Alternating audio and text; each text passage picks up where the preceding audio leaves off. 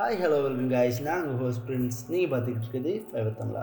So இன்றைக்கி நம்ம இந்த வீடியோவில் என்எஃப்டி என்ன அப்படின்றத பற்றி பார்த்துடலாம். ஆக்சுவலாக என்எஃப்டினா என்ன? NFT means non fungible token. So இது யாருக்கும் அவ்வளோ தெளிவாக புரிஞ்சுக்கணும்னு நான் நினைக்கல. ஸோ என்எஃப்டினா என்னென்னு பார்த்துடலாம். ஸோ என்எஃப்டின்றது ஒரு டிஜிட்டல் அசெட். இப்போ நம்மளோட வீடு, கார், பைக் அதெல்லாம் நம்ம அசெட்னு சொல்கிற மாதிரி டிஜிட்டலாக இருக்க சொத்தை தான் நம்ம டிஜிட்டல் அசெட்னு சொல்லுவோம். அப்படிப்பட்ட ஒரு சொத்து தான் என்எஃப்டி. இப்போ ரீசெண்ட் டைமில் என்எஃப்டி ஆன்லைனில் அடிக்கடி கிரிப்டோ கரன்சியோட விற்கிறதும் வாங்குறதுமா நிறைய விஷயங்கள் நடந்துகிட்ருக்கு. ஸோ என்எஃப்டியும் கிரிப்டோ மாதிரி தான், அதே சாஃப்ட்வேர் மூலமாக தான் இதையும் என்கோட் செஞ்சாங்க. என்எஃப்டி 2014 தொடக்கத்துலேயே இருந்திருந்தாலும் இப்போ தான் ஃபேமஸ் ஆகிட்டு வருது. ஏன்னா டிஜிட்டல் ஆர்ட் ஒர்க்ஸை வாங்குறதுக்கும் விற்கிறதுக்கும் பெரிய லெவலான ஃபேமஸ் இப்போ தான் இருக்குது. 2021 என்எஃப்டி மார்க்கெட் பிளேஸோட ஒர்த்து மட்டும் கிட்டத்தட்ட $41 பில்லியன். இது மட்டுமே இல்லாமல் இது ஒட்டுமொத்த ஃபைன் ஆர்ட் மார்க்கெட்டோட மொத்த மதிப்பையும் கிட்டத்தட்ட நெருங்கிட்டு வருது அப்படின்ற ஒரு தகவலும் இருக்குது. ஸோ கிரிப்டோ கரன்சிலேருந்து என்எஃப்டி எப்படி வேறுபடுது அப்படின்னு பார்த்துக்கலாம். என்எஃப்டின்றது வந்து நான்-ஃபஞ்சிபிள் டோக்கன்ஸ் அப்படின்றத குறிக்கும். இது பொதுவாக ஒரு பிட்காயின், எத்தீரியம் மாதிரி கிரிப்டோ கரன்சி ப்ரோக்ராமை பயன்படுத்தி தான் என்எஃப்டியும் உருவாக்குவாங்க.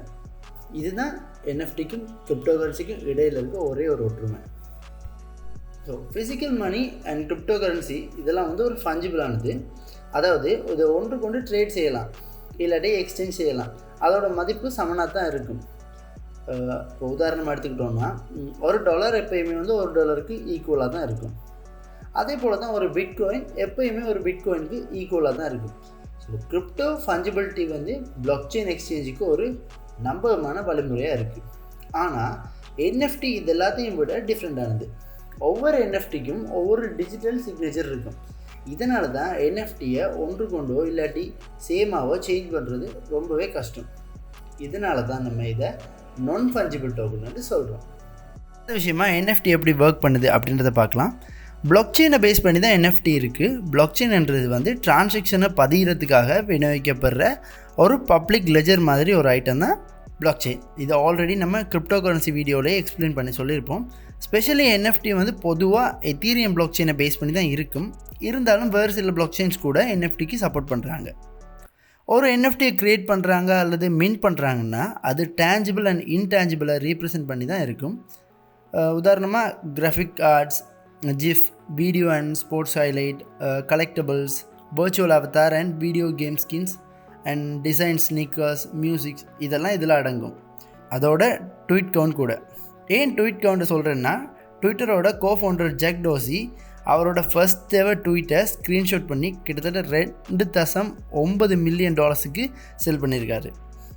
பேசிக்காக என்எஃப்டியும் ஃபிசிக்கல் கலெக்டர் ஐட்டம்ஸ் மாதிரி தான், ஆனால் இது டிஜிட்டலில் மட்டும்தான் பண்ணும். ஒரு உண்மையான பெயிண்டிங்கை வாங்கி நம்ம சிவரில் தொங்க விடுறதுக்கு பதிலாக வாங்குறவங்க இதோட டிஜிட்டல் ஃபைலை பெறுவாங்க. ஸோ இதில் நான் உங்களுக்கு என்எஃப்டியை பற்றி கிளியராக சொல்லியிருப்பேன்னு நான் நம்புகிறேன்.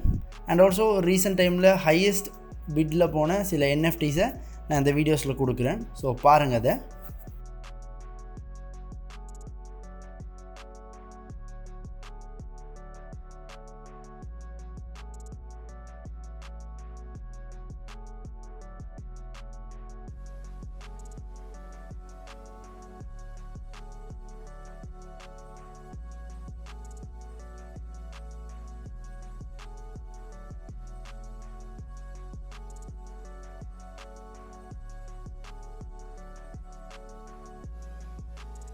ஸோ அவ்வளோதான் கைஸ், நம்ம இந்த வீடியோட எண்டுக்கு வந்தாச்சு. ஸோ இதே மாதிரி ஒரு இன்ட்ரெஸ்டிங்கான டாப்பிக்கோடு நான் நாளைக்கு உங்களை பார்க்குறேன்.